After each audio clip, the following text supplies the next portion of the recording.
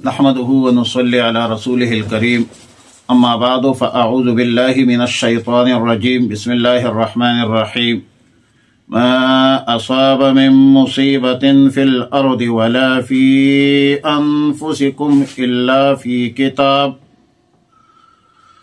پارہ 27 سورہ الحدید رکوع 3 آیت نمبر 22 تا 24۔ دنیا میں دو چیزیں ایسی ہے جو انسان کو اللہ کی یاد اور آخرت کی فکر سے غافل کرنے والی ہے۔ ایک راحت عیش و عشرت جس میں انسان مبتلا ہو کر اللہ کو بھول جاتا ہے، اللہ کو بھلا بیٹھتا ہے۔ دوسری چیز مصیبت اور غم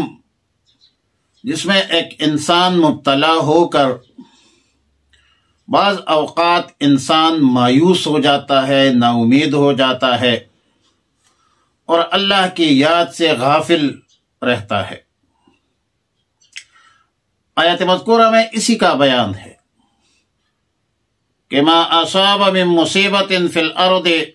ولا فی انفسکم الا فی کتاب،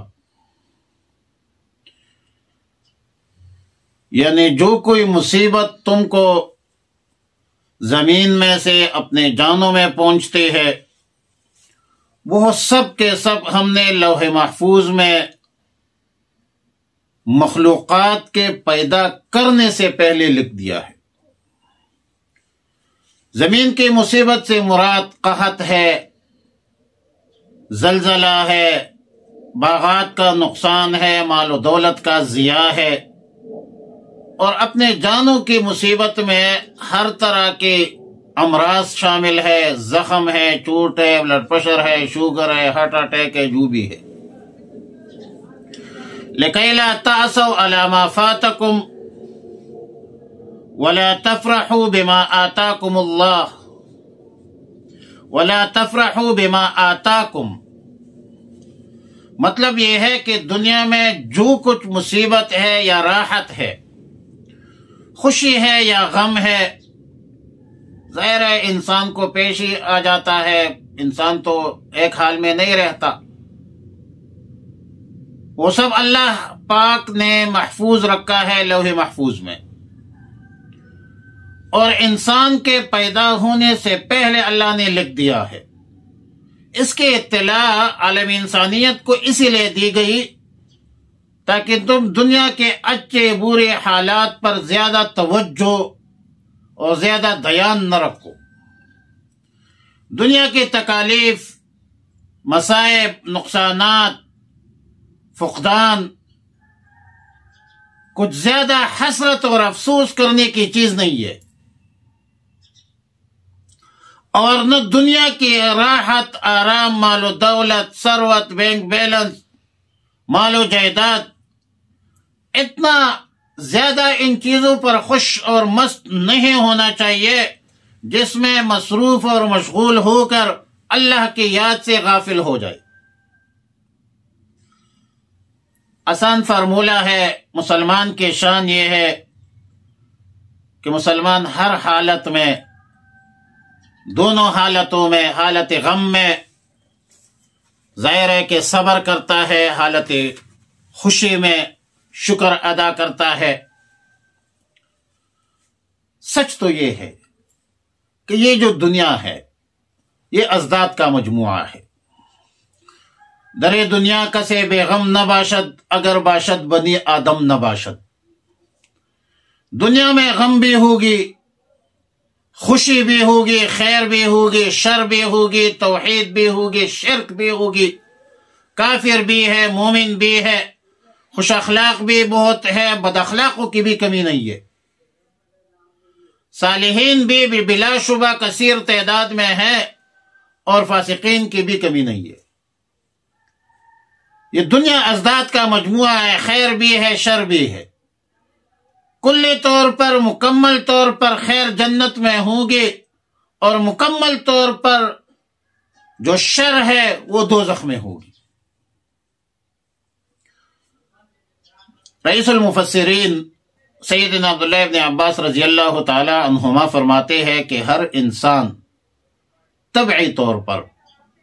بعض چیزوں سے خوش رہتا ہے اور بعض چیزوں سے غمگین ہو جاتا ہے، لیکن مسلمان کی شان یہ ہے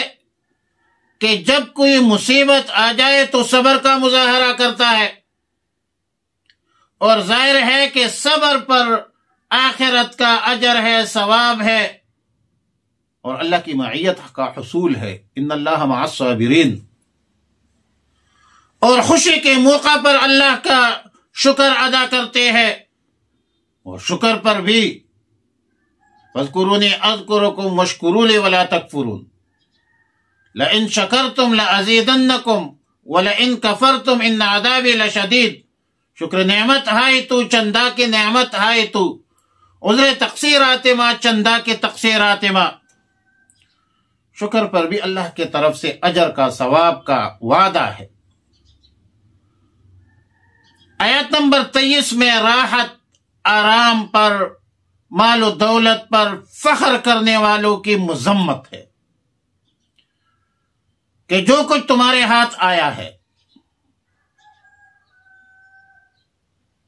جو کچھ تمہیں عطا کیا گیا ہے، اس میں اترانے کی کوشش مت کرو، فخر اور غرور مت کرو۔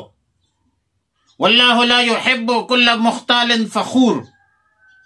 اللہ رب العالمین اترانے والوں کو پسند نہیں کرتا، فخر، غرور، تکبر کرنے والوں کو پسند نہیں کرتا۔ یہ اترانا، یہ فخر، غرور اللہ کے نزدیک ایک مبغوض ترین عمل ہے، کیونکہ اس غرور اور تکبر سے بندہ دیگر گناہوں کا مرتکب ہو جاتا ہے، ظلم کرتا ہے، جبر کرتا ہے، بربریت، استحصال کرتا ہے، استحصال کرتا ہے، انسانوں کا جان لیتا ہے، فرعونیت ہے، رعونت ہے۔ اور پھر آیت نمبر 24 میں بخل کی مذمت ہے، کنجوس۔ جو لوگ بخل کرتے ہیں، کنجوسی کرتے ہیں، اور لوگوں کو بھی بخل کی ترغیب دیتے ہیں، اور قولاً دیتے ہیں، فعلاً دیتے ہیں، عملاً دیتے ہیں، لیکن ایک ایک روپیہ جو ہے وہ جمع کرتا ہے، نہ خود خرچ کرتا ہے، نہ بیوی بچوں پر، نہ رشتہ داروں پر، نہ غریبوں پر، نہ یتیموں پر، نہ مسکینوں پر، نہ اللہ کی راہ میں، نہ کبھی مسجد میں، مدرسے میں۔ تو یہ اللہ کے احکامات سے اعراض ہے، یہ کنجوسی اللہ کے حکم سے نافرمانی ہے، روگردانی ہے، کیونکہ اللہ کا حکم ہے انفاق فی سبیل اللہ، اور جو اللہ کے حکم سے اعراض کرتے ہیں تو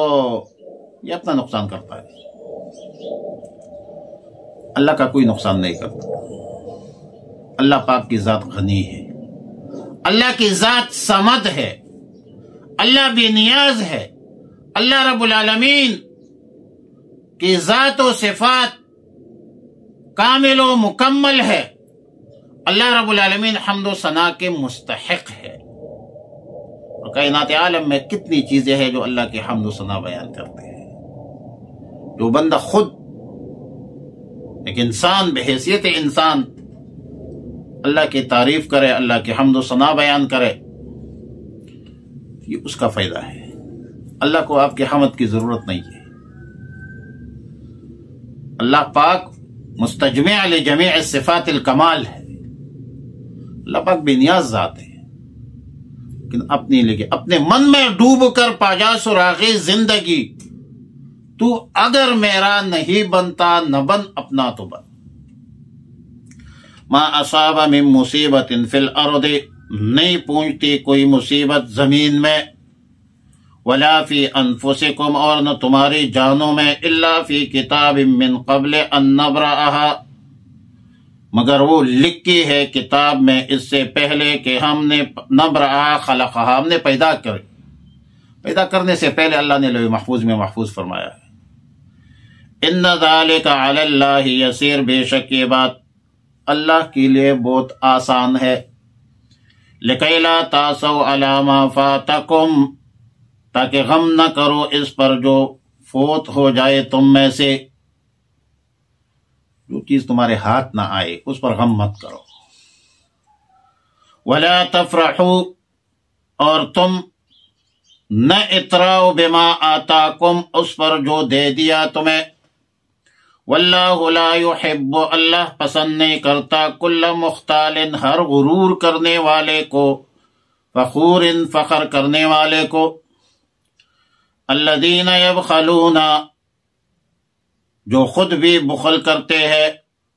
وَيَأْمُرُونَ النَّاسَ بِالْبُخْلِ، اور حکم دیتے ہیں لوگوں کو بخل کا۔